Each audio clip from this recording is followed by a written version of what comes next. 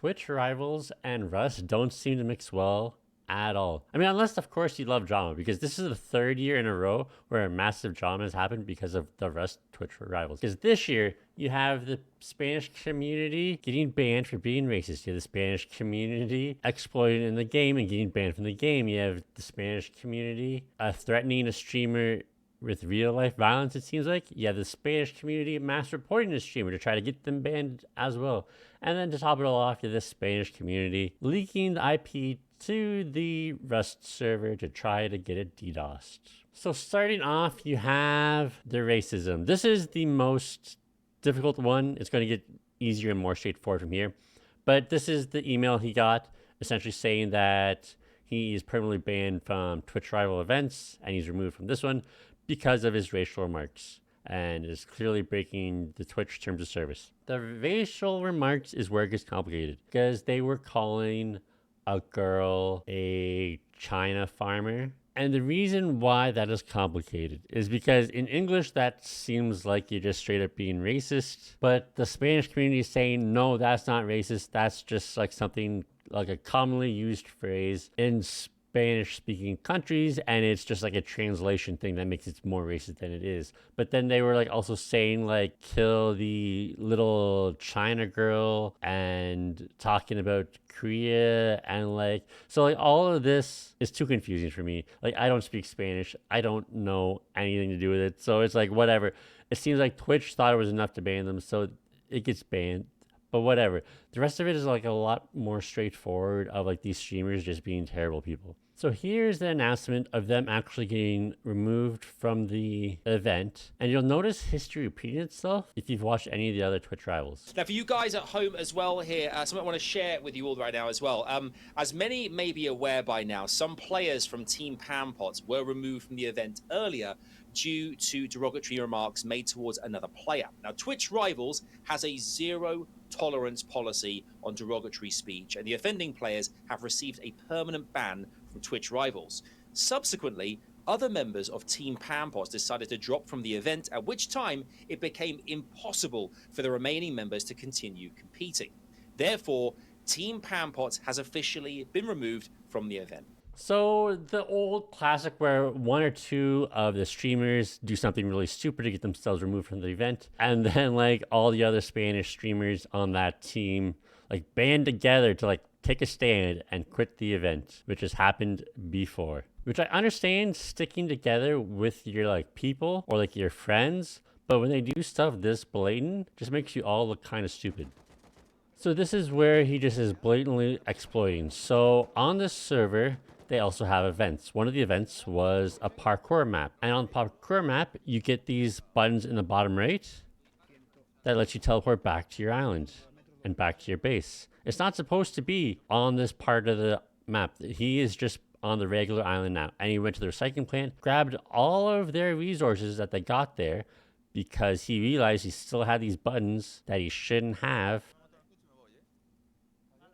Clicked the button and then teleported right back to their base, which is blatantly exploiting. Especially someone who's been playing this game for that long knows that that's clearly just exploiting something like an unintended mechanic. So being racist or doing this exploit is clearly enough to get you removed from an event with like thousands and thousands of dollars on the line. But when they got removed, they weren't happy and they started to do this to Coconut. Os vais directamente al canal del Coconut, aquí en su canal, si nos deja reportar el clip, y clicáis aquí, denunciar stream en directo. Denunciar stream en directo. Le dais aquí y so ponéis he is getting odio, his community to mass report Coconut, de incitación.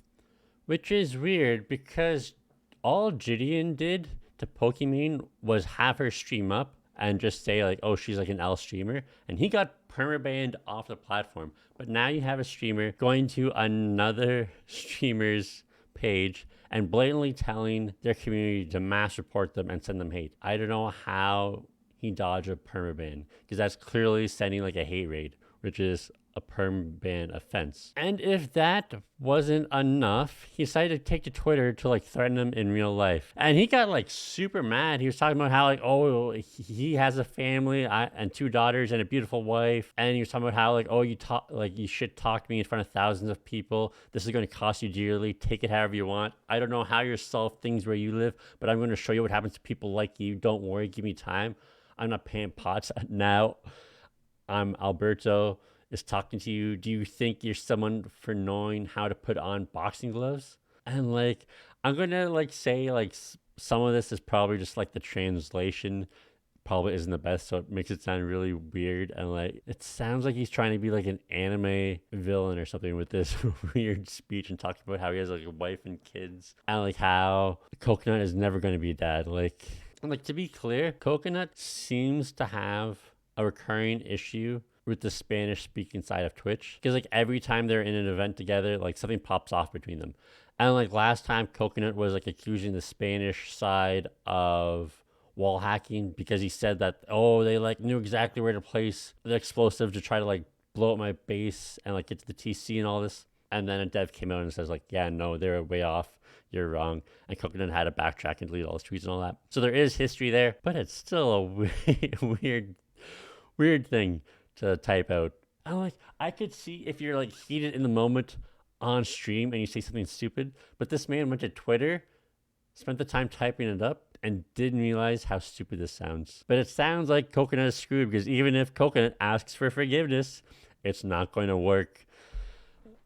So good luck to Coconut, I guess. But if this baby rage wasn't enough, they took it one step further and Qué pena, tío. blatantly leaked the IP of the server multiple times on stream, resulting in it getting DDoSed. So like, I understand if you're upset at one person and like you try to go after them. I can understand that mindset. It's still a stupid and petty thing to do and makes you look like an immature child. But to try to take down the server that has like way more people on there that have like can potentially win life-changing amount of money and get potentially life-changing amount of exposure just makes you look like complete scum. And I can't believe that these people keep getting invited back to all these Twitch events. I guess like we don't have to worry about that anymore since they just got permabanned from them, but it took them long enough.